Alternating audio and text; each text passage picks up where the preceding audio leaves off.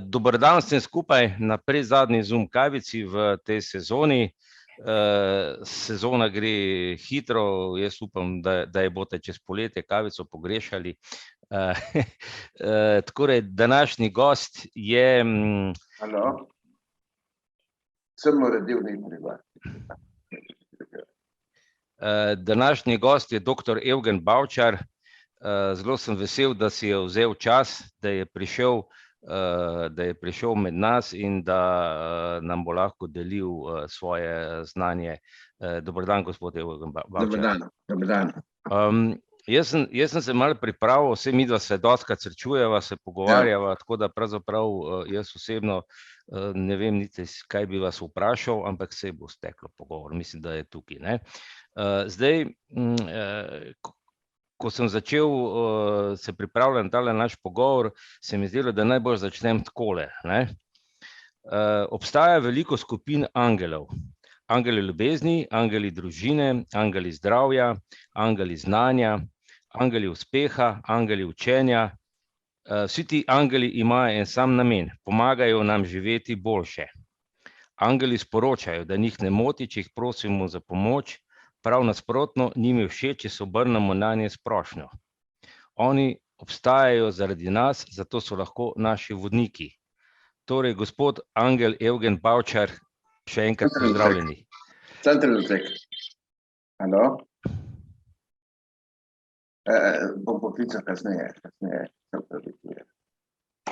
Se opravičujem, res mislim. Me slišite? Torej, glede angelov, jaz sem napisal eno knjigo Der Engel unter dem Berge, L'ange sous la montagne, Angel pod goro. To je šla v nemščini, francoščini. No, s tem angelom ste jih našteli, bi še dodal angele varuhe, ne? Moj osebni angel varuh, kar zadeva moje nesreče, mislim, z poškodbo na očeh in tako naprej, je bil malo raztresen svoj čas, ampak sem mu že odpustil, ne, tako, ampak je bil pa malo raztresen, ne. No, jaz sem se malo igral z vašim priimkom, a ne? Ja. Ker me je ta angel, ki ga imate v imenu in ga zelo redko uporabljate, a ne? Ja. Sem se malo igral in sem nekako prišel do enega zadeve, recimo, če rečem Evgen pomeni tak blagoroden plemenitega rodu, angel je pač odposlanec, zdaj, če pa vaš priimek malo ponemčim, pomeni pa to graditi in drobiti, a ne? To se pravi, ste vi angel, ki dejansko drobi tabuje in gradi novo realnost. In mislim, da je pravzaprav tisto, kar so rekli stari Grki, nomen est omen, a ne, v imenu je skrit človek, pravzaprav velja za vas. Ja. Jaz bi pa bolj rekel, da to dela pač moj angel, ne, ker vsak človek ima svojega angela, ne, in poznam recimo ljudi, poznam eno deklico, ki recimo zelo natančno čuti prisotnost angela v človeku, ne, tako, ker vsak človek ima pač svojega angela, to se pravi. Tisto, kar nas povezuje, mi živimo med to se pravi, začasnostjo, naš čas, zgodovinski, in pa transcendenco. Ta transcendenčna dimenzija, to se pravi presežna dimenzija človeka, je pač njegov angel, ne. Torej, to je prisotno v različnih religijah, tudi pri Grkih je bil to tak posrednik, je bil Hermes, recimo, pa imate tudi v budizmu nekaj podobnega, v Vedah, v indijski mitologiji. Skratka, vedno so neki posredniki, ne. In zdaj, jaz recimo sem globoko prepričan, da ima vsak človek angela varuha, kakorkoli že. In angeli po filozofu Agambenu, ki sem ravno prejšnji teden malo študiral, ne, so primer nebeških uradnikov, se pravi nebeških birokratov. To so odlični birokrati, to so odlični uradniki, ki vestno izpolnjujejo in ni nobene napake pri njihovem delu, ne, so pač popolni uradniki v bistvu za božjo prisotnost, za presežno prisotnost in delujejo res kot odlični funkcionarji, no, to bi rekel. V nedeljo ste dobil nagrado za življenjsko delo na področju kulture. Kultura je vas spremljevalec praktično vse življenje, a ne? In zdaj prijatelj je rekel, ker vas je pozabil posnet za vašo izjavo, kaj vam pomeni ta nagrada, ki ste jo dobili v nedeljo? Ja, to mi predvsem pomeni priznanje za moje delo, pač tudi ne samo za to, kar sem pač se angažiral v zvezi z uveljavljanjem, z emancipacijo slepih, ampak tudi na splošno, za kulturo. Recimo zdaj se veliko govori o pokojnemu Borisu Pahorju. Jaz sem v bistvu Pahorja nekako uvedel v Evropo preko Francije. To bo tudi danes na televiziji v oddaji od gospoda Možine in v časopisih, v Primorskih novicah je bilo to navedeno, pa še v Reporterju bo. Skratka, s kulturo se jaz ukvarjam že dolgo let, ne? Čeprav imam tukaj določene težave, kot se temu reče. Namreč, ko sem jaz začel študirati v Ljubljani, je bilo ogromno predsodkov in mislim, da ti predsodki so še zmeraj prisotni. Mi še nismo na nivoju recimo Grkov, ki so branili slepe, Heraklit, recimo Homerja, Cicero, ki je branil slepe, ampak so še vedno med nami določeni predsodki in to, da mi je pač zveza podarila oziroma prijatelji slepih iz Celja, to nagrado mi je s tem zelo počaščen in me še dodatno moralno angažira v delovanju za pač dobrobit ljudi, ki je bila odvzeta svoboda s posebnimi potrebami. Tako jaz definiram pač invalidnost, ne, to smo na tak način pač definirani, mi slepi, ne. To se pravi ljudje, ki jim je bila odvzeta svoboda gledanja, videnja s posebnimi potrebami, bi tako bolj natančno določil našo situacijo. Rekel ste, da ste se vse življenje srečeval z določenimi predsodki, a ne? Ja. Kar se tiče izobraževanja, položaja slepih in slabovidnih. Dajte malo povedati, v bistvu v domačem okolju, ko ste izgubili vid, ne, in potem ste šli v bistvu ste šli v zavod, a ne, ste bili nekaj časa, potem so šli pa v gimnazijo. Pa je verjetno to bilo kar problematično takrat, to je bilo leta 63, a ne? Ja, to je zelo imate prav, je bilo problematično.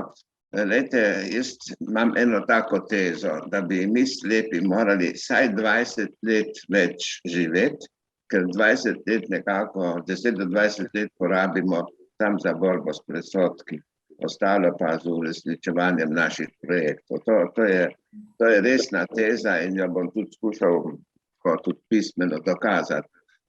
Ko sem jaz skušal priti na gimnazijo v Gorico, je bil en ravnatelj, ki je rekel, slepega pa ne sprejmemo. In pol je prišel nov ravnatelj in taj pa rekel, da me sprejmejo, ne. In jaz sem skozi živel s to zavestjo, ne, na gimnaziji. In potem, ko smo šli na maturo, nas je 64 maturantov, smo bili samo štirje odličnjaki in takrat mi je rekel ravnatelj, profesor Urbančič, veš, nisi zmagal samo ti, sem zmagal tudi jaz, ker me je pač sprejel, ne. In tudi potem, ko je šlo za to, da postanem profesor na isti gimnaziji za zgodovino, so bili tudi predsodki in je bil recimo profesor Silvano Pagura, Stare Gorice v Italiji, ker je že sam predaval kot slep na klasičnem liceju, bil pripravljen govoriti celotnim zborom, profesorskim v Novi Gorici, da je to možno, da je slep lahko profesor in tako naprej. Jaz sem to tudi dokazal. 6 mesecev sem bil profesor, potem sem pač pustil, ker sem šel v Francijo, sem dobil štipendijo, ampak je rekel, mi slepi, če hočemo biti enakopravni, to se dobro zapomnite, moramo nekako biti boljši in to je tudi neke vrste diskriminacija. Boljši moramo biti, če hočemo biti enakopravni, to je huda krivica, ne? No, temu pač dodajam, da je treba imeti pač nekaj več časa za uresničitev kot za ostale. In tega profesora sem tudi jaz takrat vprašal, kako pa recimo s porokami, tako slep videča ženska, Rekel, ne, je rekel tako, če imaš kakšno punco in tako naprej, da je očetu nesti en liter vina, ne, ne tako, kot je bilo rečeno, ampak zdaj pa vidim, da bi moral nesti kar celo vinsko klet, mislim, ne sam en liter, ne, tako, glede na to, kar slišim, ko morajo bežati od doma ljudje, ki se poročijo z drugim, z določeno invalidnostjo in tako naprej, ne. Ti predsodki so pol tudi trajali na fakulteti, ne, lahko tudi povem primer konkretno, ne. Ko sem se pač upisal na zgodovino, potem diplomiram filozofijo in ker nisem vedel, da bom dobil štipendijo za Francijo, pri nas ne bi bilo možno delati 3. stopnje, so bili še precej veliki predsodki in mene je poslal tajnik filozofske fakultete, recimo gospodu profesorju Ahacu, to se pravi Pirjevcu, ne, za komparativno sem se upisal, in na muzikologijo me je poslal tudi profesor Cvetkotu, naj jih vprašam, če me spremijo kot slepega, si predstavljate, kako to izgleda, ne? To je dobesedno kriminacija in ko sem prišel do Pirjevca, rekel, tovariš profesor, sem takrat pravil, ne, a me spremete na komparativno, me je poslal gospod Pišek, ne. In on je rekel, pa kaj se je Pišku zmešalo, tako mislim, je tako reagiral. Zdaj si že doštudiral filozofijo, ne, je to možno. Ampak, vidite, to so taki drobni predsodki, ne, a bo slep, a bo sposoben, a bo in mi dokazujemo že stoletja, da smo pač sposobni, še zmeraj moramo naprej dokazovati in to je pa tista največja stvar, kjer verjetno tudi moja generacija in naslednje še ne bodo dosegli proboja. Ker to je, ker sem zvedel, da recimo pol dobi kakšen slep delovno mesto, to, če je naklonjen, pač nek ravnatelj, ne, in vedno so to bolj individualne rešitve. Recimo, jaz sem imel kolega, ki bi moral biti fizioterapeut, ampak je nasprotoval en zdravnik in pa je šel k enemu politiku, in ta politik je naročil kadrovski, naj ga pelje v službo naslednji dan, mislim. To so taki, veste, zakon je eno, čeprav bi morali zakonsko veliko bolj uresničevati zadeve, drugo je pa konkretna praksa in moram reči, da jaz tukaj nisem preveč optimist, kljub določenim napredkom, ampak so zelo majhni ti napredki. Pa zakaj mislite, da smo videči tako krivični, grdi do vas? Se videči, ne moram reči, da so grdi, da so krivični, to je taka mentaliteta, to je recimo kastracijski kompleks, ne. Mi pač delujemo na nezavedno videčih na tak način Oedipa, ne, mislim, Oedip, ko se avtokastrira, ne, pač po incestu, ne, on se, ta kastracija, simboličen pomen kastracije, oslepitev, ne, in to deluje, jaz sem to opazil celo pri psihoanalisti, ko sem se raznih kongresov deleževal, da imajo tudi ti predsodke do slepih in osebno poznam na celem svetu samo 3 slepe psihoanaliste, pa to bil odličen poklic za naš primer, mislim, našega odnosa do sveta, ker mi smo v absolutni poziciji poslušanja drugega in bi bili odlični psihoanalisti, tudi odlični psihologi, jasno.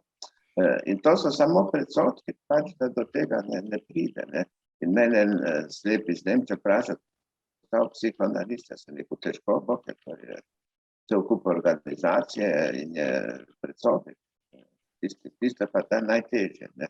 Slep lahko upravlja kakršenkoli poklic, ne, z določeno asistenco, ampak to moram reči, da ni še tako, ni odprto, so še zmeraj predsodki, ne. In hude težave, ne. Jaz recimo sem delal kot Franciji kot znanstvenik v okviru Nacionalnega centra za znanstveno raziskavo, ne. Ampak moram reči, da so to zelo težke stvari po svoje, ne. In da je treba skozi nekaj dokazovati in nekako biti boljši, ne. Recimo zdaj vam povem konkreten primer, dobro, zadnje čase me vabijo, sem imel tudi intervjuje Ampak recimo, drugače so kar name recimo pozabili, da sem pa čisto odkril književnika Borisa Pahorja, da je bil takrat v tistih letih, mislim, začel, ko sem ga jaz srečal leta 1986, je bil persona in grad in ga so ga vsi ignorirali. To je tako, ne, ampak dobro. Zdaj ne bodo rekli, to je pa enemu slepemu uspelo, ne, razumete. To je preveč, ne. To moti, ne, to je nekaj tazga, kar ne ustreza. To so tisti predsodki, ne. Poleg tega recimo osnovni psihološki predsodek je, če nekaj narobe na vašem obrazu, to je tudi tisti pogled nezaveden, ne, če nekaj narobe z vašim obrazom, da niste ta prava oseba. Namreč največji problem človeštva je v zvezi z nami, z invalidnimi situacijami, je to ideologija perfektnosti. Da so nekateri ljudje perfektni, popolni, drugi pa nepopolni. In to je tisti problem, ki je zelo težak da rešiti. To govorim kljub negativnim uspehom na raznih področjih, to še vedno velja. Ideologija perfektnosti. Eni ljudje so perfektni, drugi pa ne. Se pravi, ste v nekem smislu slepi žrtve idealne postave, idealne ne vem, življenja, ko nas bombardirajo, kako je nekdo bogat, lep, uspešen, vi oziroma mi pa to nismo. Ja, vidite. To je ta ideologija perfektnosti, uspešnosti, ki nam škoduje, ne, in tako naprej. In to bo treba še marsikakšno bitko in tako naprej, da se bo to uredilo. Najprej bi pa morali to v bolj praktični obliki tudi zakonsko urejati, ne? In vedno, ko se sklepa o zakonih, povabiti slepega zraven, da ne govori nekdo v našem imenu, ampak da mi lahko govorimo v lastnem imenu in mi izrazimo. Jaz zdaj recimo v teh letih, ne, imam vsaj to svobodo, da lahko marsikaj povem, če se ne bi, in to bom povedal vse stvari, od kar se mi je dogajalo kot študent, kakšne diskriminacije, si pač upam povedati, ker če človek pove svojo nesvobodo, je že nekako bolj svoboden. In to je tista lepa prilika, ki mi je dana, da pač ne na stara leta lahko govorim, tudi kako so me punce varale, recimo, to čisto konkretno, ali pa recimo odnosi slepi ljubezen, slepi in otroci, slepi in družine, tako naprej. Slepi religiji, veste, tudi v okviru religiji je ogromno predsodkov. Si morate predstavljati, da recimo prvi slep duhovnik se je pojavil v Franciji še ne v 20. stoletju. To se pravi, da je katoliška cerkev rabila 2000 let, to se pravi, bira besede, da je slepega sprejela kot duhovnika v polnem opravljanju teh opravil, da je lahko tudi pač bil obhajda. To se je zgodilo v Franciji, ne? In pri drugih verstvih je tudi tako, recimo pri budistih, povem primer, smatrajo nekako slepoto kot napako v reinkarnaciji. In je morala ena slepa filozofinja iz Nemčije iti v Tibet in tam ustanoviti prvo šolo za slepe, prirediti braj za sanskrt, ne, za ta jezik, ker je sama tudi to študirala. In to se je zgodilo, ne vem, pred 40-50 leti, ne. Tako pozno, veste, to. Zato jaz tudi to jemljem z rezervo, se pravi, tudi razne religiozne sisteme, ne. Zdaj recimo pri islamu imate nekako bož, ker je lahko slep že od nekdaj bil tisto kliče molitvi in tako naprej. Recimo v Saudski Arabiji je veliko slepih, ko so sodniki, ne, ki nam je povedal en znanec iz Sirije. To je zelo različno po kulturah, ampak čez zmeraj so pa predsodki, ne. Redki so taki primeri, kot recimo ene gospe iz Tunizije, menda je židovske, ki je imela dve hčerki videči, ne. in se je hvalila, da sta njeni hčerki poročili 2 slepa. To se redko zgodi, to so fenomeni.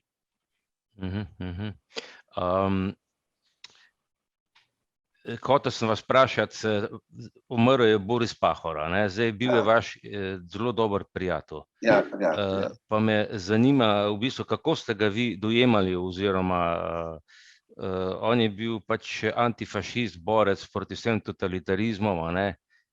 Kakšen je bil vajin odnos? Odnos je bil odnos komplicitete, to se pravi slovenske solidarnosti. Jaz sem večkrat rekel, ko so bila skupaj, ostajamo na barikadah, to se pravi, se ne podamo, ne kapituliramo. In on je bil izredno vztrajen, ker smo imeli hude borbe za promocijo njegovega dela, treba bilo dobiti novinarje, potem priti na radio in tako naprej, časopis. Skratka, midva sva skozi sodelovala, in moram reči, da je on ni imel nikakršnega predsodka. Lahko vam zaupam, da me je celo predlagal za članstvo v Slovenski akademiji znanosti in umetnosti. A imate kakšne novice, kaj se dogaja okrog njegovega pogreba zdaj, verjetno več veste? Torej, pogreb bo v torek, včeraj je bila zvečer žalna svečanost v slovenskem kulturnem domu, tega so mu zdaj dobili nazaj, je bila tam, nisem pa bil tja povabljen, sicer je ena gospa rekla, da mi lahko rezervira en sedež, ampak jaz rabim, da gre z mano tudi spremljevalci, morala rezervirati 2 sedeža, pa to pa. Potem je pa še vprašanje prevoza, ljudje se dostakrat ne zavedajo, da smo mi kljub vsemu okrnjeni, prigibati, moram voziti avto, pa po Trstu je težko voziti avto, jaz sem lahko hodil v Trstu, tako da sem šel, recimo s mojim spremljevalcem Milanom sem šel do občine in tam je gospa Anka Peterlina pa gospa Zlata Obit me pospremila potem do Pahorja ali pa v mesto, tako če sem nekaj še naprav. To so konkretne stvari, mi moramo vedno govoriti o konkretnih stvarih in tam se vidi stopnja človeške kulture. Zdaj, nisem jaz užaljen, ker tudi je bilo malo prostora na tej prireditvi, ampak bil sem pa prvi, ki sem pač v tem evropskem smislu odkril Borisa Pahorja. Takrat ni nihče govoril o njem, pač je bil eden od pisateljev, ampak tako. Potem je pa postal razpoznaven v Franciji, v Nemčiji in tako je prišel počasi tudi v Italijo in Slovenijo. Prej se ni govorilo o njem. Res je. Pravzaprav smo za Pahorja nekako res slišali šele po Nekropoli. Čeprav je to takrat napisal že, meni se zdi, že enih vsaj 5 romanov. To je najmanj zamuda, gledajte, to je najmanj zamuda, kar zadeva Pahorja, ker jaz sem ga spoznal leta 1986 začel delovati. Z njim je najmanj zamuda nekaj desetletij in jaz trdim, da imamo Slovenci to šanso, da je on tako dolgo živel, da je tako biološko vztrajal, z vso lucidnostjo, da smo ga lahko nekako mu dali priznanje, čeprav z veliko zamudo. Res gromozansko zamudo. A mislite, da je to posledica tistega članka v Zalivu pa Kocbeka, da smo ga ignorirali? Ja, med drugim tudi, ampak bil je tudi ignoriran v Italiji, v Trstu, veste, od italijanske strani. Potem, ko so recimo začeli o njem pisati v Franciji, pa v Nemčiji, Italija ni mogla biti tiho, in dosti je naredila tudi sedanja senatorka za promocijo Pahorja, ampak to je bilo treba dobiti, ampak tista prva pisma so bila pa moja, ki sem pisal recimo na neke italijanske založbe in so bili negativni odgovori. Ko sem pisal takrat še iz Francije, še takoj po letu 86, ne. Ni bilo, in potem so pač začeli sprejemati, ker je pač Francija sprejela, ker je dobil nagrado v Nemčiji in tako naprej, ne. Tako je to šlo, ne. Danes se o tem ne govori, ampak je zelo pomembno. In mene je tudi malo to spominjalo na življenje nas slepih, ko moramo tudi, ne vem, naleteti na ljudi z razumevanjem, na tiste redke posameznike, ki se upajo reči, da smo slepi sposobni, ne, da smo sposobni ravno tako kot videči, ne. Tako da sem nekako to delal paralelno tudi svojo emancipacijo, ampak to so težke stvari, to vam pobere ogromno energije, ne. Sicer bi lahko uporabil recimo za študij in tako naprej. Jaz se recimo še zdaj na stara leta učim staro grščino, pa novo grščino, pa imam pač to možnost, da sodelujem z škofijske gimnazije, ljubljanske. To se pravi, vprašanje je možnosti, konkretne možnosti.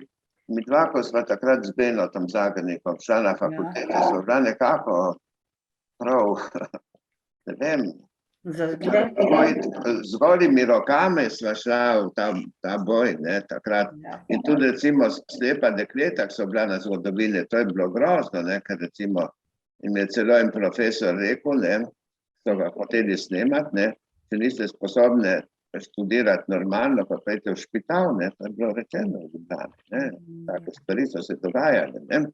V naselju tudi ni bilo tako rožnato, ne, kot zgleda, ne. Zdaj ne bi jaz hotel govoriti samo o teh negativnih pojavih, ampak moja teza je, da recimo profesori, kot profesor Konfidenti, profesor Janežič, ti ljudje bi pri normalnih razmerah, pri normalni odsotnosti predsodkov bi morali biti univerzitetni profesori. Ne so tam pač delovali v specifičnih institucijah, profesor Janežič je poučeval angleščino uslužbence od Elektro inštituta tam. Vidite, to je pač nekultura, to je pomanjkanje civilizacije. Ti ljudje bi morali biti, če bi bilo v nas nekaj normalnega, univerzitetnih profesorjev. Ja, Brane, če ne bi zdaj dvignil roko, bi te tako vprašal, izvoli. Even, lep pozdrav, Brane, tukaj. Lep pozdrav, ja. Jaz bi sam potrdil to, kar je Even govoril o tem, tej borbi za emancipacijo, enakopravnost slepih in tako dalje. Tudi recimo jaz enako kot Eugen doživljal to veliko nezaupanje, diskriminacijo, zdajmo tako rečem, ne. Tudi mene recimo v prvi letnik psihologije niso hoteli upisati, češ kaj bo en slep psiholog. In ko si že omenil Konfidentija, ne, je takrat na srečo sta bila predstojni katedre za psihologijo in pa Konfidenti dobre prijatelji, na ta račun so me potem upisali, ne. So se pa, so se pa ti pogoji študija pa neverjetno spremenili, ne. Takrat Eugen so bili 4, ne. Ja. Študentje slepi, nas je pa to pogoji, računalništvo in tako dalje so res popolnoma drugačni, kot so bili takrat. Ja, to je res, kar praviš, in tudi recimo ravno na tvojem področju psihologija, mislim, tukaj so bili absolutno predsodki, jaz sem omenil tudi psihoanalizo, ne. In to še vedno traja, recimo, poznam pa enega odličnega psihoanalista v Mehiki, Alfredo Flores, ne. On je specializiran zlasti za ženske, ki so doživele nasilje in tako naprej. In on zelo lepo živi, ima pač šoferja, ki ga vozi tja in sem, ne, eden odličnih psihoanalistov, ne, tako. Nima ljudje nič predsodka, ampak potem je pa še eden v Franciji bila ena gospa, in potem je pa še eden v Argentini, recimo to, kar jaz vem, mogoče še kdo. Isto recimo en tak poklic, vam bom tudi omenil, ki bi ga pri nas lahko uvedli, in to sem jaz celo imel idejo, da bi prišli naše fizioterapeute poslali na specializacijo na Kitajsko, to je akupunktura. Jaz poznam več ljudi, ko so jih slepi uvajali v akupunkturo, in v Pekingu imate celo kliniko, kjer delajo samo slepi zaradi kitajske sramežljivosti, ker oni si pač mislijo, če akupunkturist slep, da ne vidi v bistvu, ne, to, ker so malo sramežljivi. Ampak jaz recimo tudi včasih dam tako za sprostitev kakšno iglico, me naučila moja doktorka za akupunkturo. To je recimo absolutno področje, ki je odprto za slepe. V Pekingu imate celo kliniko, kjer delajo samo slepi. To so ti predsodki. Če pomislite recimo, da naših fantov niso hoteli nič sprejeti na medicini v Ljubljani, sramo, da se mora hoditi v Zagreb pa v Beograd. Veste, je bila ena zdravnica, je temu nasprotovala. To so tisti predsodki zelo konkretni, to lahko sami slepi fizioterapeuti povejo.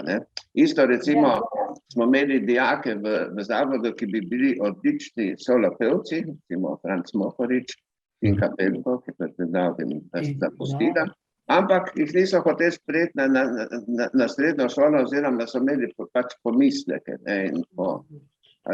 Čeprav so v zavodu nekaj časa razmišljali o tem, da je bi, in mi gredejo, veste, koliko je danes pevcev pa pevk, ki nastopajo tako. Takrat pa slepih niso hoteli nekako na srednjo glasbeno, da bi nadaljevali recimo s tem. Ali pa da bi nekdo študiral muzikologijo, kot recimo moj pokojni sošolc Ivan Lenko, ki ima absolutni posluh. To se je zgodilo šele z Natašo Mihelc, da je pač šla na muzikologijo. Ampak toliko let, cel kup ljudi, cel kup slepih bi lahko to opravili. Cel kup slepih bi lahko delovalo na radiju, recimo, na radiju, ki je taka institucija posluha in tako naprej slišanja. Mi slepi smo v poziciji absolutnega poslušanja in meni je celo, recimo, direktorica, bivša svetovalka za kulturo od François Mitterrand je predlagala, da bi imel samostojno oddajo na France Culture v Franciji. Sam jaz nisem mogel zaradi drugega znanstvenega dela to prevzeti, je bilo preveč, ampak ona mi je dala tudi recimo 5 ur čiste svobode, da sem naredil 5 oddaj, kamor sem tudi vključil Borisa Pahorja, pa slovito igralko Hanno Šikula iz Nemčije. Skratka, bil sem pa tudi predsednik komisij, ki so odločale za nagrado oddajam iz področja celotne frankofonije, se pravi Kanade, Švice, Belgije in tako naprej. Pač se na to spozna, ampak če pomislim, Beno, ki je še veliko bolj se spoznal na radiofonski medij, pa ni imel tiste ustrezne zaposlitve, kot bi jo lahko imel na radiju. Moram gotoviti to, jaz lahko to danes rečem, ker imam izkušnjo, ker sem naredil toliko samostojnih oddaj za France Culture in ker sem nekako profesionalno podkovan na tem področju. Prej, ko se omenil od psihoanalitike slepe po svetu, Ja. Smemo pa pozabiti omeniti naše slepe kolegice, ki je psihologinja, Tjaša M. Kos. Ja, to vem, ja. Slepa psihologinja je tudi psihoterapeut in je doktorirala, tako da ima doktorat znanosti. Ja, to vem, ja. Ampak to, kar jaz mislim, ki spoznam tako, da so prav psihoanalizo prakticirali, mislim. V tem smislu sem slišal za to delo, ampak veliko več bi bilo lahko slepih na tem področju. To hočem reči. No, to je zdaj seveda tudi stvar posameznika, Ja, je stvar posameznika, ampak tudi inštitucij, Ja, institucije se pač morajo odpirati, ampak jaz mislim, da se inštitucije relativno kar odpirajo. Sicer zdaj, ko imaš tudi status invalida oziroma študenta, se že temu reče, Brane, kako se že temu reče, teh študentov, ko so s posebnimi potrebami. S potrebami, ja, ok, hvala. Ja. Tako da je to, mislim, da že to je kar en velik dosežek, Eugen, kaj vi tako, zdaj zadnje časa ste več sicer verjetno v Sloveniji, pravijo, za vas pravi, da živite med Francijo oziroma med Parizom in Lokavcem. Pa me zanima, kaj vam zdaj, ko ste upokojeni, prej je verjetno bilo malo drugače, ampak kaj vam zdaj, ko ste upokojeni, v bistvu pomeni to, da recimo greste v Pariz, da greste v Mehiko? Ja, jaz v bistvu nisem upokojen, ker recimo čez zmeraj delujem kot častni raziskovalec pri Mehiškem inštitutu za znanstveno raziskavo, kjer sem direktor laboratorija za nevidno trenutno delam na projektih 3 filmov, ne. Še pred 10 dnevi sem bil v Nemčiji, ker sem pač fotografiral muzej Bauhausa, tam je bil tudi naš umetnik August Črnigal, sem ga poznal, ne. Bo tudi poključen ta film. Pol delam film z eno prijateljico v Nemčiji, ki bo obravnaval dostopnost umetniških del za slepe, ne. In poznam to, kaj se dogaja na celem svetovnem področju, na tem, v tej perspektivi, recimo, kaj je v Italiji, kaj je v Grčiji, kaj je v Španiji, v Franciji. No, ta film, ne, in potem mogoče pa še en film, ampak to še ni čisto odločeno, o Saint-Jacques, trije projekti nekako. Nekako CD-ga. Ja. Vi ste bili uraden fotograf, ne, Pariza leta 78, se mi zdi, 87. 87, ja. Ne. Kako to Ja, takrat je pač nekdo si upal, pač, da je mene predlagal in sem to naredil, ne. To je čisto bilo vprašanje poguma enega gospoda od Monteroso, ki je bil direktor pariško-vizualne sekcije, ne, to, na ta način, ne. Ampak to recimo ravno v zvezi z dostopnosti umetniških del, ne, pa moram recimo zelo pohvaliti to, kar je narejeno v Italiji, ker v zadnjem času sem v stiku z eno institucijo v Bologni, kjer so povezavi z univerzo priredili cel kup slik, to se pravi slik, so iz njih naredili ploski relief, so jih postavili v relief, da lahko slep enostavno potipa to formo teh slik, ko ima to informacijo. To je vsekakor nekaj najboljšega, kar je narejenega na tem področju. Vem pa, da tudi v Grčiji imajo cel kup kopij teh klasičnih tipov in tako naprej, ki so dostopni za slepe na prostor in tako, kar je pač civilizacijski dosežek, ne, mislim tako. In moram reči, ko sem bil v Italiji v arheološkem muzeju v Napoli, sem lahko vse te čudovite kipe po tipu, se pravi, sem lahko pogledal od blizu, ne. To sem pa lahko gledal celo originalne. In dano mi je to prav neka božja milost, je bila to, da sem lahko tudi po tipu oziroma pogledal od blizu zadnji Michelangelov kip, to se pravi Kitaro Danini. Me je direktorica celo zrihtala Lojtra, da sem šel malo, da sem lahko po tipu neizdelan obraz, ne. In isto po zasluge idealistke, da prostovoljka službovala pri tej cerkvi, kjer je Mojzes, Michelangelo Mojzes, sem lahko po tipu njegovo koleno. V obeh primerih sem se nekako zjokal od čustvenosti, ker to je nekaj enkratnega, ne. Ampak v Parizu so mi pa dovolili na Le Chapelle de Beaux-Arts, to se pravi v kapelici lepih umetnosti, ker imajo cel kup kopij iz Mauca, da sem si ogledal Mojzesa od Michelangela, sem si ogledal lahko Pietà, sem si lahko ogledal službe in tako naprej. In to sem imel čisto na razpolago za Mojzesa, da sem vse pretipal in tako naprej, pa bil na Lojtra gor in tako tipo obraz gledal od blizu, zrabil 7 ur, ne. To so fantastične stvari, ampak tam je bil slučajno direktor en gospod Ayagon, ki je bil kasneje tudi minister za kulturo, ne, in ko sem jaz njemu pisal, mi je on odgovoril v braju, veste, to so stvari, ki jih ne pozabite. No, on mi je dal na razpolago tam, da lahko to pretipam po dolgem počes, se pravi, da gledam od blizu, po dolgem počes, da bi lahko predaval samo te tipe. A to potem, ko ste pa pri nas probleme z sodstvom, ne, ste pol v bistvu to, ko vam niso hoteli v Brajci izdati v bistvu materijala oziroma sodbe, ste pol tukaj dobili nekaj inspiracijo, da ste zahtevali? Ja, seveda, on mi je že prej odpisal, veliko prej, preden, vse so mi tudi tukaj odgovarjali, recimo, ko sem pisal ministrici za kulturo in tako naprej, so mi odgovarjali v braju, ne, ampak on je pa toliko let prej, ne, gospod Ajagon mi je odgovoril, on je zdaj odgovoril, recimo za Louvre, ne za Louvre, za Versailles, ne, mi je odgovoril v Braju. Nisem dobil sam navdih, ampak se mi zdelo, da da se mi zdi prav pošteno, da moramo biti enakopravni pred zakonom, ne, to se pravi, da moramo biti informirani na nam dostopen način. Čisto preprosta ideja. Zato sem zahteval, da bi pač morali biti ti akti, kaj so pač ustavno sodišče sprejelo, ne, da imamo pravico zahtevati, da imamo ta dosje pripravi pisarne oziroma v zvoče, kakorkoli pač delim tudi za gluhe in dostopnem jeziku. Ne.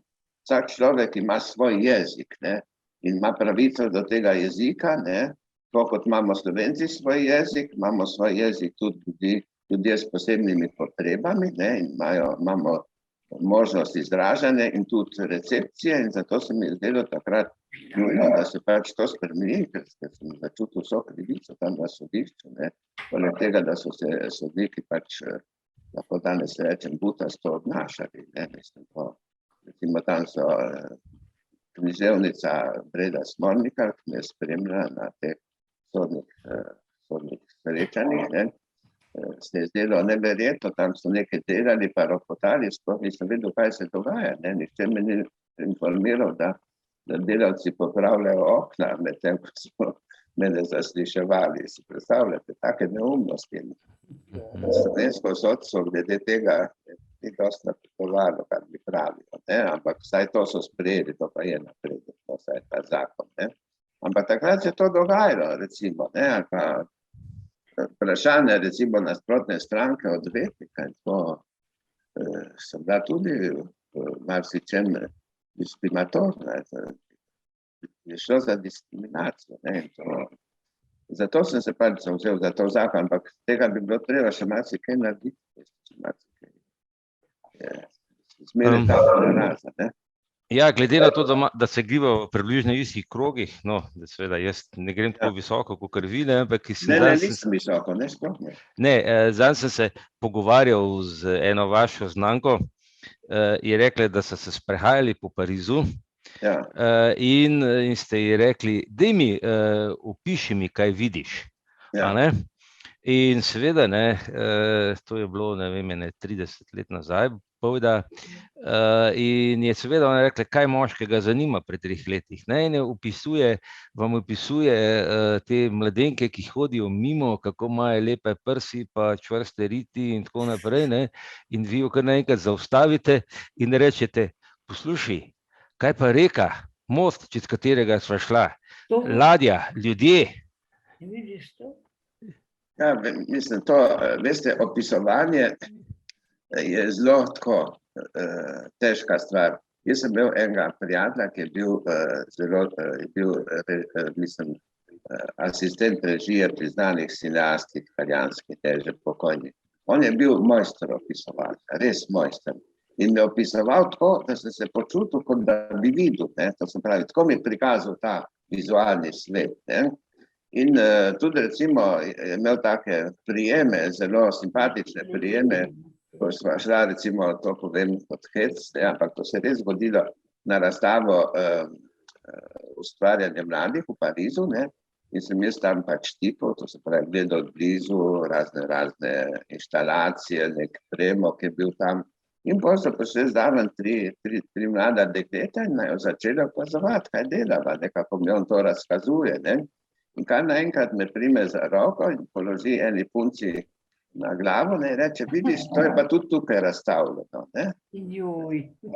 Razumete, to je bilo tako simpatično, mislim, ne. Punce so sicer bez nekaj, ne, ampak on jih je povedičal s tem, ki je rekel, ker so pač postale kar naenkrat umetniško delo, ne, recimo. Ne. In on mi je znal zelo, zelo lepo opisovati, recimo, slovito sliko od Velázqueza Meninas, mi je opisoval en cel teden, vsak večer po 4 ure, ne, da sem šel vse podrobnosti.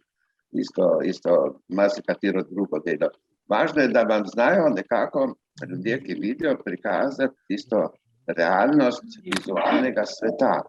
In to je bilo tudi zame pomembno, da sem poznal tega človeka, ki je bil pa res tisto. izjemno. Brane, izvoli. Ko je govor o tem opisovanju, ne, pa moram povedati, mislim, nepozabni dogodek, nepozabno dogajanje, ko so bili, mislim, da 20 let nazaj iz Zveze sklepih v Parizu, jaz smo se srečali z Evgenom in smo šli z Evgenom na železniško postajo, ko so impresionisti. Impresionisti, ja. In je Evgen, koliko 5 ali 6 slik enega impresionista, ki so v različnih letnih časih pa čas dneva pa to, ne, isti motiv je in je Evgen teh 5-6 slik tako natanko opisal dejansko, kot bi videl. In sprav neverjetno je bil in to se mi je neizmerno vtisnilo v moj spomin. Res vsaka čast. Mislim pa že tem, Evgen, pa lahko veš, da te svoje doktorate iz česa si doktoriral, to bo tudi zelo zanimivo. Ja, jaz sem doktoriral iz estetike, ne, in tudi takrat, ko ste prišli na obisk v Pariz, ne, jaz sem moral pač dokazati, da delam na področju estetike, to se pravi likovnih umetnosti in tako naprej, filozofija likovnih umetnosti, da so mi dali avtorizacijo, ker da mora kdorkoli biti vodič, ne, v teh galerijah, da mi dala ta galerija, ker imajo impresioniste, avtorizacijo, da sem tam lahko pač opisoval ta dela. Je bilo pa zelo simpatično, ker za ugotavljati vizualno realnost, imeli s seboj je bila ena gospa, ki je bila okulistka, ne. Ona je pač zelo dobro videla, najprej sem jo vprašal, ne, kaj vidi, ne, potem sem pa jaz identificiral delo, sem rekel, to, kar gospa vidi, je v resnici to in to in to, ne. Tako da sem imel ta referenčni člen, čeprav ona ni opazovala, sam mi je povedal, da sem lahko identificiral, ne, in potem razložil tisto vizualno realnost, ki je pomembnejša, ne, kot ta prva zaznava. Tako so me prosili, recimo v Braziliji, da sem opisal dela od nekaj italijanskih slikarjev, ne, da sem pač opisal za slepe, da sem jaz naredil opise, ne, so potem to oni uporabili, ne. Caravaggio, recimo, Caravaggio sem opisal, recimo, to meduzo, to slovito sliko, ne, in potem slepim razložil, zakaj ta figura, obraza tega pogleda, zakaj ta pogled ni obrnen proti nam, ampak v tla, ne, je ta pogled okamenil vse, kar vidi, ne, in sem potem razložil, vidite, če bi bil ta pogled obrnen proti slikarju, bi tudi slikar okamenel in ne bi mogel narisati te slike, ne. Take bistvene stvari sem pač povedal. Sam trenutek. Anica, ti bi rada nekaj povedala. Čakaj, zdaj je na telefonu, pa bova pol v bistvu. Res bi mogla politi. Ja, se v redu, kar je zdaj vprašaj, evo, zdaj je pa žila. Evgen, Anica Plemlova, tukaj si se pošezdala, da spomniš, ja. Jaz sem v 2. razredu, sem Lakčičev ven. Se spomni, ja. Ja, no, viš, jaz bi te poprašala, kako ti kot slep fotografiraš, drugič pa to, jaz bom povedala, kako Evgen lepo harmoniko igra. A še kaj igraš? No, da si mi vzela 2 vprašanja, Anica. Kaj ti bo? Bom na Bogu govoril, nekako fotografiram. Glejte, zdaj je prišla... Čestitam za nagrado, no, to sem še povedala. Zdaj moram reči, da je ravno v teh dneh prišla ven novica, jaz sem bil celo v Ljubljani, da bi poskusil ta fotoaparat.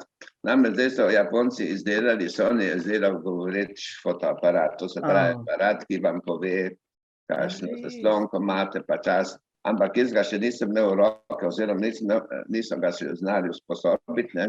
To dela Sony, ne. Skratka, zdaj bo blazno olajšano to, tiste stvari, ki sem jaz moral pač dobiti rešitve pri teh aparatih, ko so narejeni absolutno za videče, ne. Zdaj pa le obstaja en aparat, ki je pač v celoti dostopen za slepe, ne. V bistvu ti meniji, ko so gor, vam jih pove zvočno, ampak jaz še tega nisem, ampak ker je to prišlo ven eni mesece, ne. Kar zadeva harmonke, res igram harmonko 12 let. Pa kako lepo. Imam študij harmonke, ne, ampak to je po svoje nekako simbol slepega, bil zlasti v Italiji, ne, to. En moj prijatelj se je celo hecal na ta račun in po svoje, čeprav imamo med slepimi odlične harmonikarje, je v tem nekaj tragičnega, ker če držite harmoniko v roki, ne morete držati plesavke. Jaz sem vedno čutil to frustracijo, ne, recimo tam s harmoniko in čeprav, imam rad glasbo, imam tudi doktorat iz estetike glasbe, ne, mislim, da imam rad glasbo, ampak vedno so nam ponujali glasbo slepim to, kar že imamo, ne, so nam hoteli dati to, kar že imamo, ne. Jaz rad vidim, da nam dajo česar še nimamo, ne, to, ne samo glasbo, kar je jasno, recimo, so sloviti slepi so, recimo, jaz sem srečal v Ljubljani Ray Charlesa, so se takrat novinarji prav grdo obnašali, ko je sprejel delegacijo slepih, Ray Charles, ne, so novinarji dajali take momke, da bom povedal, zdaj pa imajo slepci šov, ne. Evgen, hvala, zdaj se poslavljati, ko se moram zarediti. Evgen, zdaj pripovedovali ste mi, ne, da dejansko ste imeli probleme z opisoma, ne, glasbo, ker pravzaprav tam je bil pogoj za to poznavanje not, ne. In zaradi tega vas pol niso hoteli vzeti, ne? Ja, lejte, to je bila pa šibka točka zavoda, bravih not mi nismo obvladali, tako kot recimo, če primeram s temi kolegi iz Francije, ne, ampak da je bila tudi tradicija slovitih organistov in komponistov, ne. Čeprav pri nas nekateri, ravno profesor Konfidenti pa odlično obvladal note, pa en gospod Čurič. Čurič, ja. Ja, Škofji Loki, ne. Ja, pa Max Vinšek, ko je tukaj, tudi nekako. Tudi. Ja, Maxi, ti si prisoten, zanj smo se pogovarjali, da bi malo obnovili te zadeve, ne, Max? Ja, bom pogledal zdaj, ker sem že skoraj 40 let, kar jih več nisem uporabljal, imam spravljene v predalu in moram obnoviti, da se znake spomnim, pa se to bo hitro šlo nazaj, ko bom se lotil. Ja, jaz sem to pač opazil, recimo glede na Francijo, da so tam veliko bolj poznali, ne, in tudi imam slepega prijatelja, ki ima zdaj na tem majhnem računalniku, ima gor partituro, ne, in enostavno pri zboru on poje, bere to, pa poje, ne, po tekstu, ne poje, ne. To se pravi, res visoko obvladanje not, je pa to kar zahtevna stvar. No, a se poveste, kako je bil problem, da so vas prejeli pol na muzikologijo? Ja, na muzikologijo, takrat sem šel, meni je naročil tajnik, ko sem hotel študirati muzikologijo, pa komparativno, če ne bi dobil francoske štipendije, naj grem profesor Cvetku, ne. To je Davorin Cvetko. Kiril pa Davorin se pravi, Davorin veliko, ne? Dragotin Cvetko. Oziroma Dragotin, ja. In rekel, ja, seveda vas sprejmemo, ni problema, pa zakaj vas pošilja tajnik, ne? In tale za komparativno profesor Dušan Pirevič, ne, je pa rekel, pa kaj se je tajniku zmešalo, saj si že študiral filozofijo, ne, mislim. Ampak jaz sem moral iti, ja, ne, če me spremijo, ne, veste, to je grozno ponižanje, ne. Tako je bilo takrat filozofsko, se brane, bud to poznane, tudi tam pokusite stvari, ne. Se mora reči, pa še vata me spremete, ne. To je smešno, ne. Ja.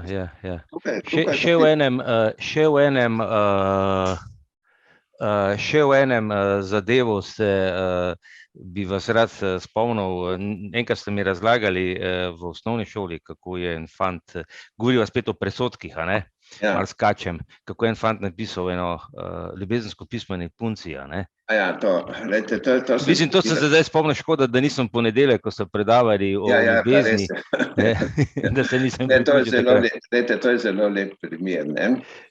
En moj, ne bom povedal imena, ne, en moj prijatelj je napisal ljubezensko pismo za eno punco tam, ki je pač smo jo slepi poznali in tudi njen oče poznal slepe in tako naprej. No, jaz sem mu to pismo sestavil, potem je en moj kolega Janko Ražem je to, ki je imel nekaj ostankov videa, je to prepisal, videče, ne, a veste, nismo bili tako kot naše sodstvo takrat pred leti, kot ni dalo v našem jeziku zapisano. Mi smo se potrudili za kontakt z videčimi, ne? In to pismo je odpotovalo k tej punci, ne? in ves razjezen pridivja njen oče v zavod, ne, poslušajte, moja punca je dobila to pismo, Dobovškovi ravnateljici ukazal, ne, dajte poklicati tega na razgovor, kaj si dovoli, da piše k moji punci ljubezenska pisma, ne. In potem je Dobovškova ga res poklicala nekako na razgovor, ne, malo je hotela, mislim, istočasno ustreči temu očetu, ne, ki je sodeloval z zavodom, istočasno mojemu kolegi, ne, ampak kar se mi pa lepo zdi, da on ni izdal, da sem jaz sestavil to pismo, ne, ravnateljki, ne, ampak glejte, bil je poklican na zagovor, zakaj je pisal tej punci pismo. A si predstavljate, kakšna diskriminacija to? To si težko mislimo danes, ampak to se je zgodilo v zavodu, ne.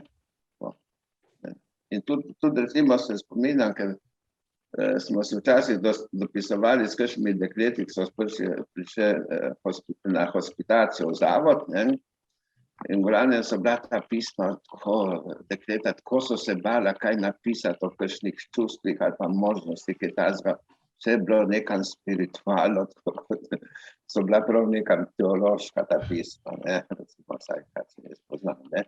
No, ma tukaj se vidi predsodke, pač, da slepe bi sprejemali sicer bolj kot duh, ampak ne pa telo, ne, zdaj Židje pravijo, Bog reši naša telesa, ne, mogoče kristjani pretiravajo v tem, ko rečejo, Bog reši naše duše, ne, duše brez telesa ni, ne, in takrat je res bilo to zelo hudo, mene to prav prizadelo, ne, in to mi je ostalo za ves čas v spominu, to ljubezensko pismo, ne, ki je bilo prirejeno, ne, potrudili smo se, oziroma se potrudil moj prijatelj, da je bilo napisano v videči pisavi, ne, je vedel, da punca ne zabraja, ne, ker je bila pač videča in tako, in to se je zgodilo.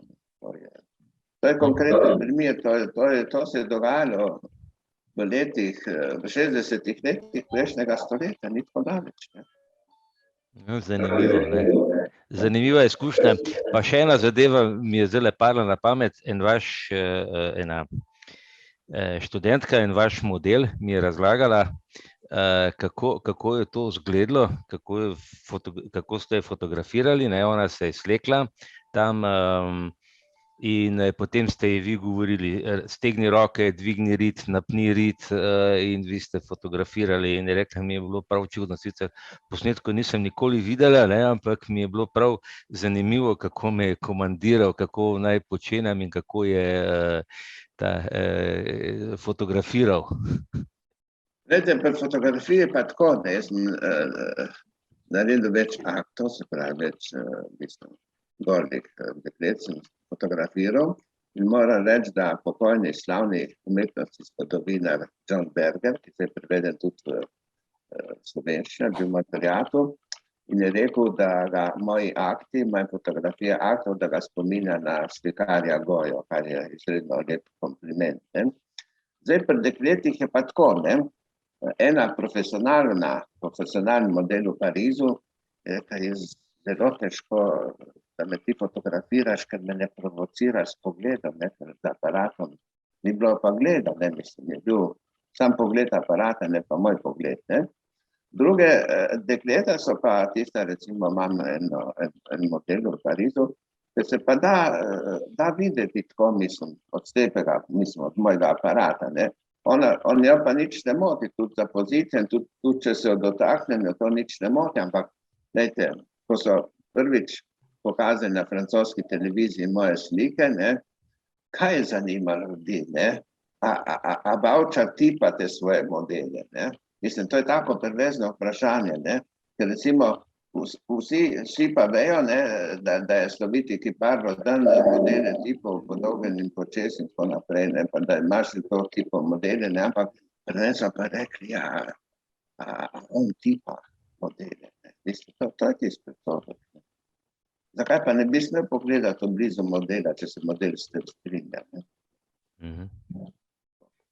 Ja, ne se pri Rodenu, mislim, da so govorili, da je imel cel kup teh modelov v ateljeju, ki so se sprehajali sem in tja, so posedali in ko je on videl en gib, je to potem ustavil in je narisal tisti model in ga je potem tudi izklesal. Tako je, to je res, ne, in to, jaz sem imel kolegico v tem centru za znanstveno raziskavo, ki je imela zelo lepo hčerko, da stara 15 let, ne bi mogel fotografirati brez avtorizacije matere, ne, in je bila tako navdušena nad mojimi akti, da je rekla, poslušajte, moja hčerka bi lahko tudi za vas pozirala, ima zelo lepo telo in tako naprej, ne, mislim, to odvisno na kakšni stopni so, ampak vam pa povem primer, ko sem hodil z eno Slovenko, ne, in njena mama je bila pač iz teh davniških krogov, ne, pa smo šli skupaj na eno razstavo, ne, jaz sem tam gledal, mislim,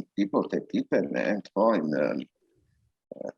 sem rekel, kakšna lepa figura, prsi, tako naprej, in to, sem rekel, figura, prsi, ne, ampak ta gospa je tako, bila nekako v zadregi, kot če bi jaz, ne da tipam kip, ampak da tipam neko resnično žensko, ne, in to se mi isto zgodilo v Novi Gorici, ko je bila razstava kipov aktov od kiparja Kalina, in me moj prijatelj Božo Stjunjak pospremil na to razstavo in jaz sem pač tipal tiste, sem gledal od blizu te kipe, ne, jasno, in tudi figuro prsi tipal, ne, ampak ljudje so gledali, kot če bi jaz tipal resnične ženske, ne pa figure ženske, ne.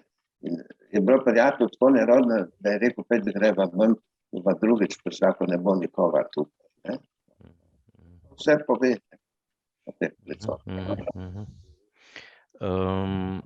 Še nekaj sem hotel vprašati.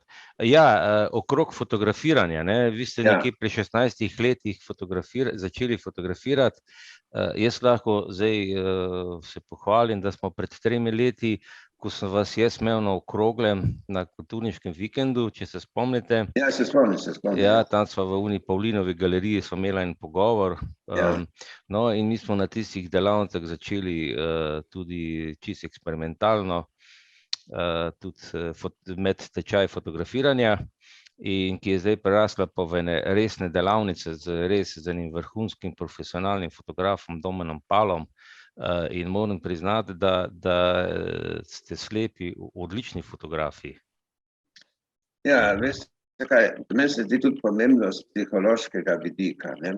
Glejte, med nami, med ljudmi nasplošno, ne, in tudi med slepimi dečimi je tudi vizualni kontakt, ne, to bo Brane But zelo dobro ve, da pojasni, je neka tiha izjava oziroma naznačenje srečanja, vizualnega srečanja, ne. Vsak moški pa ženska tudi se vpraša, a me vidiš, ne, tisto tiho vprašanje, ne, ali pa me vidiš, ne, recimo. In s tem, ko recimo slep fotografira, poudari, da upošteva tudi vizualno realnost človeka, ne. To se pravi, da ga on zaznava in odgovori na tisto tiho vprašanje, kakšen sem pa jaz, ali pa kakšna sem jaz, ne. Jaz ne moram reči tako konkretno taka in taka, ampak vzamem fotoaparat in šklopnem pač in s tem odgovorim na tisto tiho vprašanje, kot v Trnulčici zrcalčku, katera najlepša v deželi je te, ali pa kateri najlepši je v deželi te, ne. To je tisti psihološki prodor, ki ga moramo še naprej gojiti, kar zadeva fotografije. Mi odgovarjamo na fizični pogled, biološki pogled, ne, drugega odgovarjamo s tehničnim pogledom fotoaparata. In to se mi zdi zelo pomembno. Ker doslej smo bili absolutni modeli ljudi, ki so videli skozi stoletja, ne, so nas kar pogledali, brez da bi mi kaj protestirali lahko in tako naprej, zdaj pa lahko mi vrnemo pogled. In v Parizu je posebno društvo, sem tudi član, ki se imenuje Retour d'image, to se pravi vračanje podobe, ki se ukvarja s tem, kako prikazujejo invalidne osebe v filmih in vizualnih umetnostih nasploh, ne. Imate precej rasizma in diskriminacije pri zelo znanih cineastih, ampak zdaj se to postavlja malo vprašanje, tako da je recimo tudi žaljivo včasih, kako Benuel prikaže tistega psihoanalista v filmu Ta čuden predmet želje, ne, ker tak pritlikavčki je in v bistvu, zdaj, če to gleda nekdo, ki je resnično pritlikavč, se lahko počuti prizadetko oziroma užaljenega, da se ga na tak način prikazuje v filmski umetnosti, ne.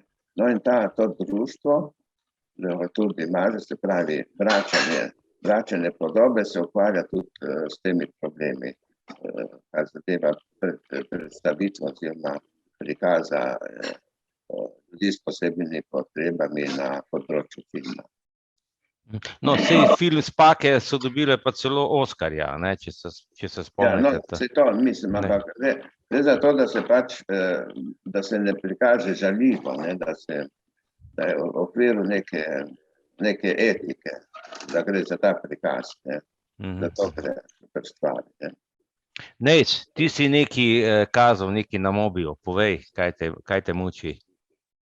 Brane, takoj dobiš besedo, vidim, da te že nekaj žuli.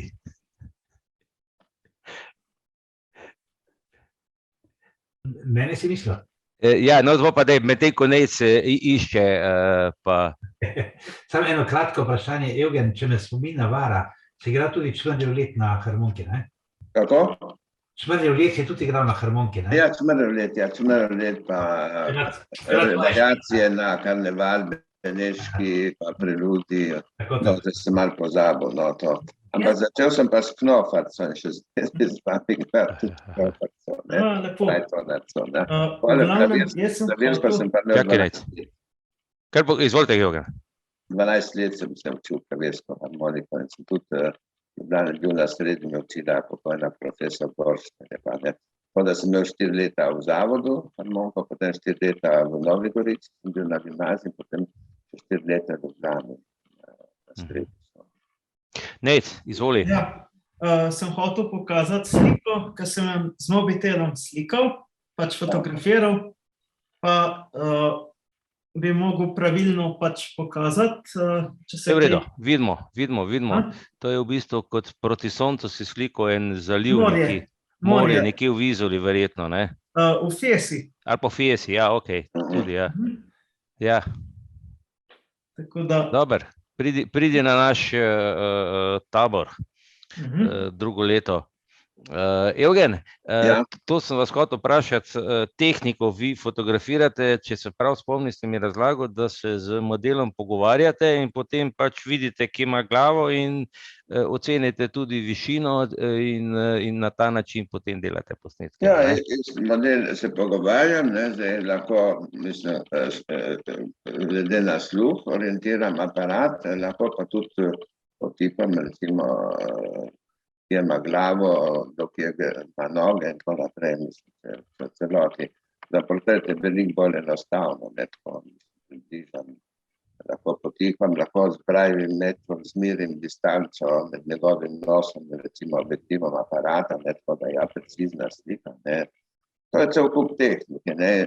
Ampak kar je pa žalostno, da vsi me sprašujejo, kako pa ti fotografiraš, ne, mislim. Tako kot so vprašali mojega sošolca, kinezoterapeuta, ja, kako pa ti s svojo ženo se ljubiš, ne, pa je rekel, ja, se zelo enostavno inštaliram zelo močne projektorje, ne, svetlobne projektorje pod odejo in pod gre nekako, ne. Ja, vse to je tisto, ne, v bistvu umetnika spraševati, kako ustvarja, ne. Ja, vse to. Ampak to je prav prevezno, recimo, kako slep fotografira, to je voajerizem, ne, v bistvu, ne. Ja, moram priznati, da se na teh delavnicah, ko jih imamo, ne, je prav luštno gledati in tudi posnetki so fenomenalni, kako je, ne, in tako da je dobro. To je že pred davnimi leti gospa Vera Ornikova na Češkem dala slepim otrokom fotoaparate, da se lahko fotografira in je imela celo razstavo v New Yorku, ampak potem menda te inštitucije za slepe niso bile preveč navdušene, kar mi je povedala, no. tako da so določene bremze. Ja, jaz moram priznati, da imam zdaj, ko sem pred 2 letoma postavil tisto razstavo Onstran svetlobe, zdaj že 2 leti potuje po Sloveniji, ta razstava že na 10., 11. postaji zdajle v Železnikih. On priznati, da so ljudje kar presenečeni v bistvu, kakšne slike in fotografije lahko dajejo slepi, oziroma naredijo slepi. Tako da je to kar ena zanimiva izkušnja tudi zame. Lahko rečem, da sem zelo vesel, da imamo celo 2 sliki od Evgena Bavčarja, ki je prispeval in da so tudi zelo so presenečeni v glavnem ljudje, ko vidijo, kaj se da delati, kljub slepoti in slabovidnosti. Dušan. Prosim. Joža tukaj zopet. Ja, Joža, izvoli. Mečkam se prestavi bolj v desno, Joža, da te vidimo. Še malo. Ok. Zdaj si pa najlepši. Ja, hvala. Prej sem tako sedel, ki je Anica prej tle sedela. Ja. Sem hotel reči to, ta prvo čestitam Evgenu za nagrado. Drugače pa tako prej, ki je govoril o te diskriminacije. Naprimer, poznam primer, ki je učenec hodil v gimnazijo in ki je pisal na ta Brajev stroj in je bil učitelj zelo proti, da ne posname, takrat so bile še kasete in tako naprej, pa da ne ropota s tem strojem in je rekel, dokler ne bodo učenci proti, ne bo tega naredil. Pa je bilo narejeno. Ja, to je res, veste, moji sošolci so se tako navadili na stroj in to še danes vedo, da ga niti niso slišali. To je sam predsodek, mislim, to kaj je. No, zdaj pa tako, zdaj pa itak računalnik in tako naprej ne ropota. Ja, to ja. Jaz sem pisal čez celo gimnazijo na ta vzhodno-nemški stroj iz Leipziga, celo gimnazijo. To sem pa še blisko dobil na fakulteti, Ampak to ni nikogar motilo. Na fakulteti ste mogli, ko ste izpite delali, ste mogli navadni pisalni stroj in Brajev stroj istočasno. Ja, tako. Recimo v Franciji je predvideno, da mora fakulteta dobiti asistenta, ki mu lahko diktirate, nalogo, Pa nas pa mora z delotom vleči na fakulteto Brajev in videti stroj, in potem sem jaz zahteval, da imamo uro več časa, da smo lahko prepisali, kaj smo napisali v Brajev, To je pač bilo tako, malo folkloristike in tako naprej, ampak si predstavljate, sva vlačila tisti Brajev stroj, pa še videč, in obupno. Ja, ampak takrat so bili taki cajti in nimaš kaj. Ja, vedno so bili taki cajti, zdaj so tudi taki cajti, ampak je treba iti preko časa, Je treba imeti malo izumljivosti, pa reševanje, recimo, vedno je ta odgovor, to je tako, pa to tako, ampak zakaj pa se ne gre mimo tega, ker recimo jaz vedno poudarjam, da če mi slepi obstajamo tako, kot obstajamo, je po zaslugi velikih duhov, Heraklita, Aristotela, Cicera, Newtona, Dideroja, Jean-Jacques Rousseauja, ki so se zanimali za percepcijo pri slepih, za specifiko delovanja slepih, in s tem nekako popularizirali slepe, Ampak se pa tudi to dogajalo, to vam pa moram navesti ta primer, recimo leta 1624, če v Parizu na Place de la Concorde danes, to se pravi na tem osrednjem trgu, da so se zabavili na tak način, so dali slepim prašiča, ampak živega, in potem so jim dali palce, naj ga pač ubijo in tako naprej, da so jim lahko postregli z mesom in jih je zelo zabavalo, ker so slepi mlatili obenem po prašiču, pa po sebi, tako naprej.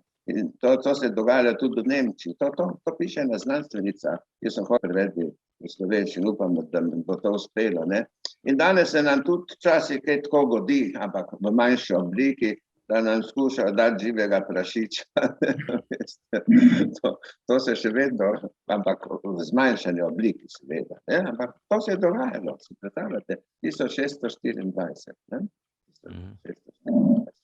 V Parizu stajajo slike, kako so si ljudje zabavili, ko so ti slepi mladci po počivih prašičih, ne, bodo potem nahranili. Tako, ne.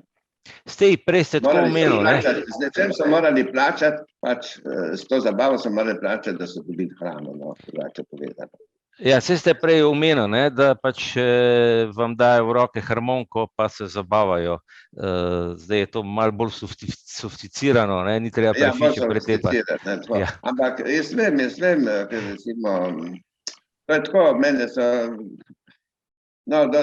sej to sem pač prostovoljno pristal na to, recimo z Benotom sem včasih šla na željo kakšnih prijateljev, kakšnim pucam zaigrati pod okno, sem malo zapel, ker so francoska šansona, Benova kitara, pa z harmoniko, ne.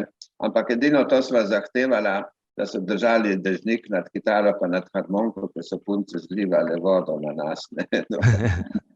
Se pravi, kako je že Cyrano de Bergerac, ne? Ja. Tiste z velikim nosom, oziroma kako je. Ja, s velikim nosom, ja. Ja, tako, nesrečnim ljubimcem.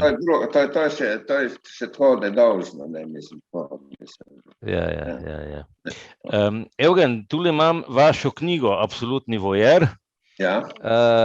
In žal sem jo prepozno spet začel brati, ne, ampak ugotovil sem, da so vas zelo zaznamovale te domača burja, pravite, lastovke. Veter, ja, veter. Ja, veter, burja, ne, lastovke, domače. No, moram reči, da recimo moj prijatelj Peter Hunt, ki mi je rekel, da ta tekst o vetru, da je eden najlepših tekstov, kar jih je bral, ne, tako. In zdaj sem zadovoljen, ker bodo mojo knjigo prevedli v španščino, pa šla tudi v španščino po dolgih pogajanjih in tako naprej. Ker so v Franciji, tisti imajo pravice, ki nekoliko počasni in tako naprej, konkretno pogoda, ampak bo šla v španščini. Je šla že v nemščini, v slovenščini, najprej francoščini, v slovenščini in zdaj bo pa tudi v španščini. Meni je bilo zanimivo, ta knjiga je bila pisana v francoščini, a ne, potem bila prevedena v slovenščini. Pa tudi slovenščini, v francoščini tudi slovenščini. No, ker sej za vas to ni, vi govorite 7 jezikov, bojda, ne? Ne. To piše nekje, sem prebral, ali to pretiravajo? Ja, že ne, to vedno pretirava.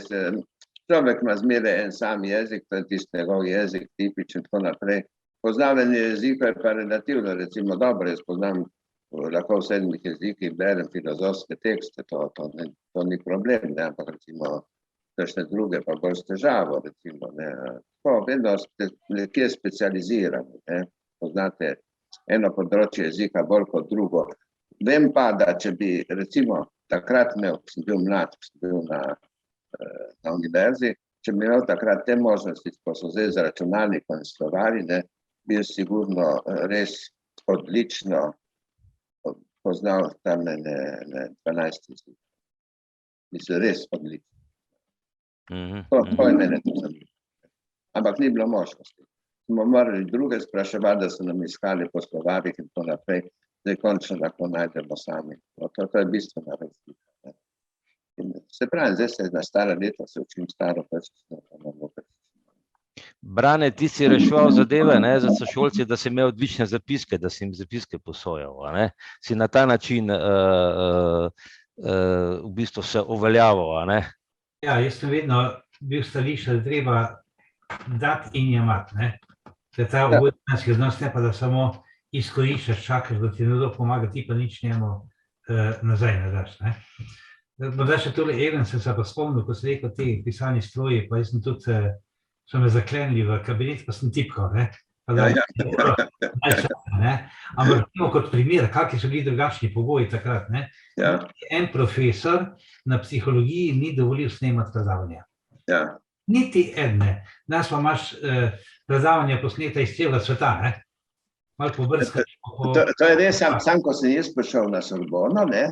So pa tudi videči snemali, ne, na magnetofon, ne, in recimo sloviti psihoanalist Jacques Lacan, njegov seminar so vsi snemali, tam so bili kot grozje, so bili tisti magnetofone okrog zvočnikov, ne, ki je on imel ta seminar, ne.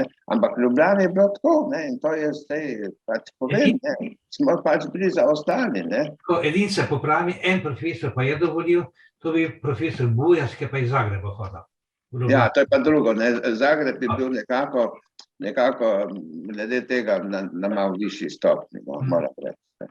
To je tako. Ampak recimo, jaz sem se čudil, ko sem prišel tudi Reda, pa tako vsi ti sloviti, to so vsi snemali, ne, vsi so snemali po vrsti, ne. Ne, to sploh ni bil problem, so vidiči snemali. In zakaj Slep ne bi to pa sploh, mislim tako.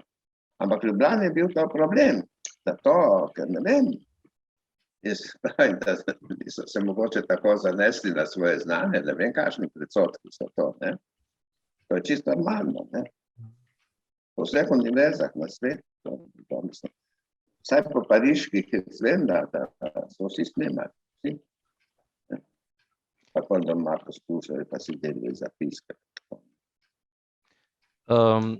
Moram povedati... Reč, da je takrat, recimo, Brantu lahko res iskreno čestitamo, ker ti si imel zelo velike težave, ker slovenska psihologija je bila zelo poudarjala zelo statistiko in tako naprej, te ameriške principe, ne, in to je bilo sploh živ obuk, ne, vse skupaj, ne.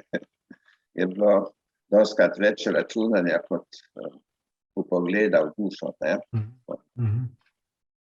Na srečo si imel ženo, misliš, da takrat punco, potem že ženo, da mi je grafe risala pa tabela. To. Je bilo zelo programe in tako dalje. Zelo vizualno, no, to mislim, to hoče. No, moram še povedati to, ne, leta 2016 ste postal državljan Evrope, dobro, mislim, državljani Evrope ste bili skozi, ne, saj živimo na evropskem